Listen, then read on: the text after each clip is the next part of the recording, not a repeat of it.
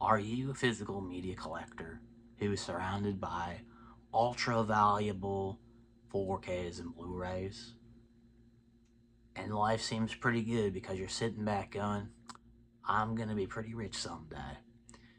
But then, you think about it and you go, it'd be nice to have a woman on my arm right now. Then this is the video for you. I am not only a physical media expert, but I am an expert on the female. I have been in several successful relationships, some of them lasting as long as 3 months, which I'm telling you is a very long time. That's a very, very, very long time.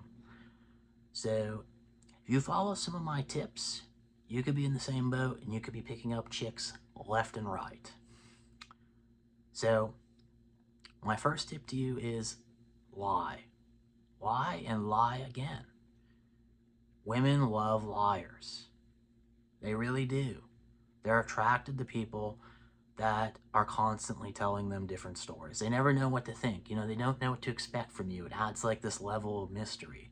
One moment you tell them, oh yeah, my favorite movie is, we'll just say Fast and Furious 7, a very popular movie. You tell them that. They go, oh, that's great. Then you listen to them talk. Just listen to keywords. You don't actually need to listen to the details, but hopefully they'll say their favorite movie. Then the next time you have a conversation, you pretend it's your favorite movie, even if you've never seen it. You don't need to watch it probably, because it doesn't matter. It's all about fooling them. It's all about the illusion. And that's worked out really well for me. Again, lie and lie again. The next big one, you're probably going to need an online dating account. Don't go out in person. I'm a pretty attractive guy, but ultimately you need to make yourself look more attractive. And with online dating, you can do that.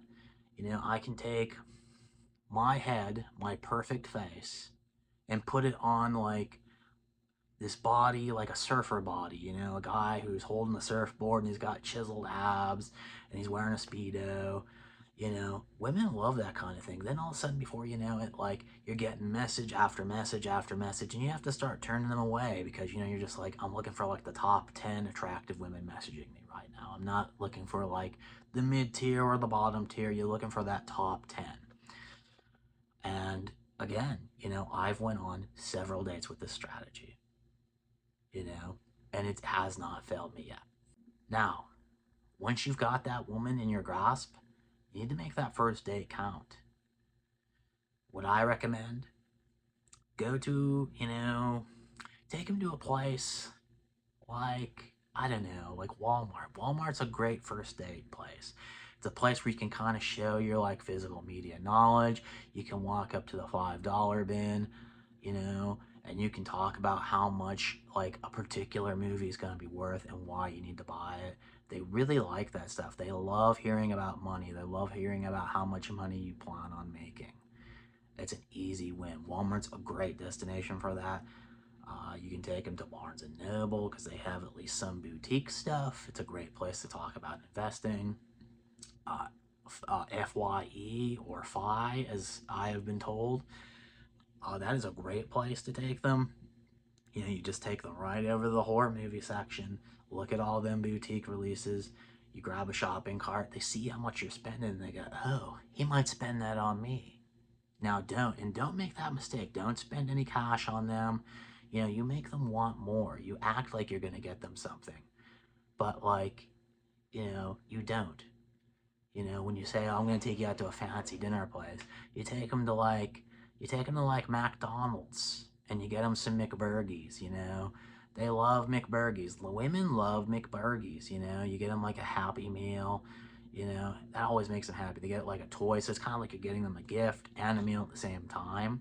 It's an easy win. And whenever you take them home, you show them your collection.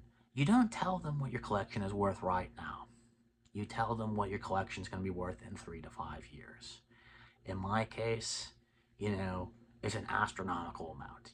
We're talking like at least a cool million, literally. And hey, you might be in a similar boat. You might be like, hey, I've done the math, and in 3 to 5 years, my collection's going to be worth 100 grand. You know, not everyone has the sixth sense I do of knowing, you know, like which releases are going to be worth like crazy amounts of money. But, you know, you probably have at least made some good investing moves, especially if you've been watching me for a bit.